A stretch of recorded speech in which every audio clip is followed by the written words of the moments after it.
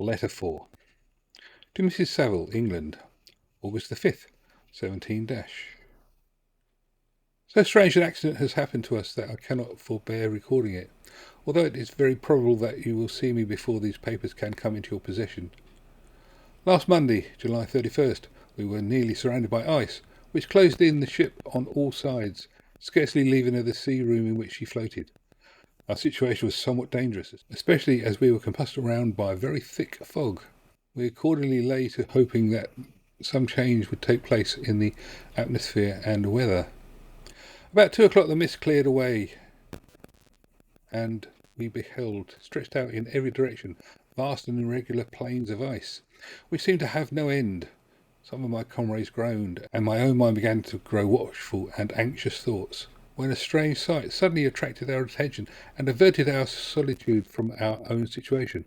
We perceived a low carriage, fixed on a sledge and drawn by dogs, pass on towards the north, at the distance of half a mile. A being which had the shape of a man, but apparently a gigantic stature, sat in the sledge and guided the dogs. We watched the rapid progress of the traveller with our telescopes until he was lost amongst the distant inequalities of the ice. This appearance excited our unqualified wonder. We were, as we believed, many hundred miles from land, but this apparition seemed to denote that it was not so in reality, as we had supposed. Shut in, however, by ice, it was impossible to follow his track, which we had observed with the greatest attention. About 2 hours after this occurrence we heard the ground sea, and before night the ice broke and freed our ship. We, however, lay to until the morning, fearing to encounter into the dark those large loose masses which float about after the breaking up of the ice. I profited of this time to rest for a few hours. In the morning, however, as soon as it was light, I went upon deck and found all the sailors busy on one side of the vessel, apparently talking to someone in the sea. It was in fact a sledge, like the one we had seen before, which had drifted towards us in the night on a large fragment of ice. Only one dog remained alive, but there was a human being within it whom the sailors were persuaded to enter the vessel. He was not, as in the other travellers seemed to be, a savage inhabitant of some undiscovered island, but a European. When I appeared on deck, the master said, "Here is our captain, and he will not allow you to perish on the open sea." On perceiving me, the stranger addressed me in English, although with a foreign accent. "Before I come on board your vessel," he said, "will you have the kindness to inform me whither you are bound?" You may conceive my astonishment at hearing such a question addressed to me from a man on the brink of destruction, and to whom I should have supposed that my vessel would have been a resource he would not have exchanged for the most precious wealth on earth. I replied, however, that we were on a voyage of discovery towards the North Pole. Upon hearing this, he appeared satisfied and consented to come on board. Good God, Margaret, if you had seen this man, who thus capitulated for his safety, your surprise would have been boundless. His limbs were nearly frozen, and his body dreadfully emaciated from fatigue and suffering. I never saw a man in so wretched a condition. We attempted to carry him to the cabin, but as soon as he had quitted the fresh air he fainted. We accordingly brought him back to the deck and restored him to animation by rubbing him with brandy and forcing him to swallow a small quantity. As soon as he showed signs of life, we wrapped him up in blankets and placed him near the chimney of the kitchen stove. By slow degrees he recovered and ate a little soup, which restored him wonderfully. 2 days passed in this manner before he was able to speak, and I often feared that his suffering had deprived him of understanding. When he had in some measure recovered, I removed him from my own cabin and attended on him as much as my duty would permit. I never saw a more interesting creature. His eyes have genuinely an expression of wildness and even madness. But there are moments when, if anyone performs an act of kindness towards him, or does him any of the most trifling services, his whole countenance is lighted up, and, as it were, with a beam of benevolence and sweetness that I never saw equalled. But he is generally melancholy and despairing, and sometimes he gnashes his teeth as if impatient of the weight of woes that oppress him. When my guest was a little recovered, I had great trouble to keep off the men, who wished to ask him 1,000 questions, but I would not allow him to be tormented by their idle curiosity. In a state of body and mind whose restoration eventually depended upon entire repose. Once, however, the lieutenant asked why he had come so far upon the ice in so strange a vehicle. His countenance instantly assumed an aspect of the deepest gloom, and he replied, "To seek one who fled from me." "And did the man whom you pursued travel in the same fashion?" "Yes." "Then I fancy we have seen him on the day before we picked you up. We saw some dogs drawing a sledge, with a man on it, across the ice." This aroused the stranger's attention, and he asked a multitude of questions concerning the route which the demon, as he called him, had pursued. Soon after, when he was alone with me, he said, "I have doubtless excited your curiosity, as well as that of those good people, but you are too considerate to make inquiries." "Certainly it would indeed be impertinent and inhuman in me to trouble you with any inquisitiveness of mine. And yet you rescued me from a strange and perilous situation. You have benevolently restored me to life." Soon after this he inquired if I thought that the breaking up of the ice had destroyed the other sledge. I replied that I could not answer with any degree of certainty, for the ice had not broken until near midnight, and the traveller might have arrived at a place of safety before that time. But of this I could not judge. From this time the new spirit of life animated the decaying frame of the stranger. He manifested the greatest eagerness to be upon deck to watch for the sledge which had before appeared, but I have persuaded him to remain in the cabin, for he is far too weak to sustain the rawness of the atmosphere. I have promised that someone should watch for him and give him instant notice if any new object should appear in sight. This is my journal of what relates to the strange occurrence up to the present day. The stranger has gradually improved in health, but is very silent and appears uneasy when anyone except myself enters his cabin. Yet his manners are so conciliating and gentle that the sailors are all interested in him. Although they have had very little communication with him, for my own part, I begin to love him as a brother, and his constant and deep grief fills me with sympathy and compassion. He must have been a noble creature in his better days, being even now in wreck so attractive and amiable. I said in one of my letters, my dear Margaret, that I should find no friend on the wide ocean. Yet I have found a man who, before his spirit has been broken by misery, I should have been happy to have possessed as the brother of my heart. I shall continue my journal concerning the stranger at intervals, should I have any fresh incidents to record. August 13th, 17 My affection for my guest increases every day. He excites at once my admiration and my pity to an astonishing degree. How can I see so noble a creature destroyed by misery without feeling the most poignant grief? He is so gentle, yet so wise. His mind is so cultivated, and when he speaks, although his words are culled with the choicest art, yet they flow with rapidity and unparalleled eloquence. He is now much recovered from his illness and is continually on the deck, apparently watching for the sledge that preceded his own.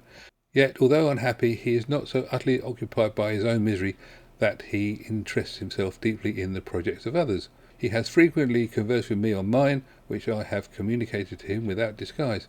He entered attentively into all my arguments in favour of my eventual success, and into every minute detail of the measures I have taken to secure it. I was easily led by the sympathy which he evinced to use the language of my heart, to give utterance to the burning ardour of my soul, and to say, with all the fervour that warmed me, how gladly I would sacrifice my fortune, my existence, my every hope, to the furtherance of my enterprise. One man's life or death were but a small price to pay for the acquirement of the knowledge which I sought, for the dominion I should acquire and transmit over the elemental foes of our race. As I spoke, a dark gloom spread over my listener's countenance. At first I perceived that he tried to suppress his emotion. He placed his hands before his eyes, and my voice quivered and failed me as I beheld tears trickle fast from between his fingers. A groan burst from his heaving breast. I paused At length he spoke, in broken accents. "Unhappy man, do you share my madness? Have you drunk also of the intoxicating draught? Hear me, let me reveal my tale, and you will dash the cup from your lips." Such words, you may imagine, strongly excited my curiosity, but the paroxysm of grief that had seized the stranger overcame his weakened powers, and many hours of repose and tranquil conversation were necessary to restore his composure. Having conquered the violence of his feelings, he appeared to despise himself for being the slave of passion, and quelling the dark tyranny of despair, he led me again to converse concerning myself personally. He asked me the history of my earlier years. The tale was quickly told, but it awakened various trains of reflection. I spoke of my desire of finding a friend, of my thirst for more intimate sympathy with a fellow mind that had ever fallen to my lot, and expressed my conviction that a man should boast of little happiness who did not enjoy this blessing. "I agree with you," replied the stranger. "We are unfashioned creatures, but half made up if one wiser, better, dearer than ourselves. Such a friend ought to be. Do not lend his aid to perfectionate our weak and faulty natures. I once had a friend, the most noble of human creatures, and am entitled, therefore, to judge respecting friendship. You have hope and the world before you, and have no cause for despair. But I have lost everything, and cannot begin life anew." As he said this, his countenance became expressive of a calm, settled grief that touched me to the heart, and he was silent and presently retired to his cabin. Even broken in spirit as he is, no one can feel more deeply than he does the beauties of nature, the starry sky, the sea. Every sight afforded by these wonderful regions seems still to have the power of elevating his soul from earth. Such a man has a double existence. He may suffer misery and be overwhelmed by disappointments. Yet when he has retired into himself, he will be like a celestial spirit that has a halo around him, within whose circle no grief or folly ventures. Will you smile at the enthusiasm I express concerning his divine wanderer? You would not if you saw him. You have been tutored and refined by books and refinement from the world, and you are therefore somewhat fastidious, but this only renders you the more fit to appreciate the extraordinary merits of this wonderful man. Sometimes I have endeavoured to discover what quality it is which he possesses that elevates him so immeasurably above any other person I ever knew. I believe it to be an intuitive discernment, a quick but never failing power of judgment, a penetration into the causes of things, unequalled for clearness and precision. Add to this a facility of expression and a voice whose various intones are soul subduing music. August the 19th, 17 Yesterday the stranger said to me, "You may easily perceive, Captain Walton, that I have suffered great and unparalleled misfortunes. I had determined at one time that the memory of these evils should die with me, but you have won me to alter my determination. You seek for knowledge and wisdom as I once did, and I ardently hope that the gratification of your wishes may not be the serpent to sting you, as mine has been. I do not know that the relation of my disasters will be useful to you, yet when I reflect that you are pursuing the same course, exposing yourself to the same dangers which have rendered me what I am, I imagine that you may deduce an apt moral from my tale, one that may direct you if you succeed in your undertaking and console you in case of failure. Prepare to hear the occurrences which are usually deemed marvellous. We are among the tamer scenes of nature. I might fear to encounter your unbelief, perhaps your ridicule, but many things will appear possible in these wild and mysterious regions which would provoke the laughter of those unacquainted with the ever-varied powers of nature. Nor can I doubt but that my tale conveys in it a serious internal evidence of the truth of the events of which it is composed. You may easily imagine that I was much gratified by the offered communication, yet I could not endure that he should renew his grief by a recital of his misfortunes. I felt the greatest eagerness to hear the promised narrative, partly from curiosity and partly from a strong desire to ameliorate his fate if it were in my power. I expressed these feelings in my answer. I thank you, he replied, for your sympathy, but it is useless. My fate is nearly fulfilled. I wait but for one event, and then I shall repose in peace. I understand your feeling, continued. He perceived that I wished to interrupt him. But you are mistaken, my friend. If thus you will allow me to name you, nothing can alter my destiny. Listen to my history, and you will perceive how irrevocably it is determined. He then told me that he would commence his narrative the next day, when I should be at leisure. This promise drew me the warmest thanks. I have resolved every night, when I am not imperatively occupied by my duties, to record, as nearly as possible in his own words, what he had related during the day. If I should be engaged, I will at least make notes. This manuscript will doubtless afford you the greatest pleasure, but to me, who know him, and who hear it from his own lips, with what interest and sympathy shall I read it in some future day? Even now, as I commence my task, his full-toned voice swells in my ears. His lustrous eyes dwell on me with all their melancholy sweetness. I see his thin hand raised in animation, while the lineaments of his face are irradiated by the soul within. Strange and harrowing must be his story, frightful the storm which embraced the gallant vessel on the course and wrecked it thus.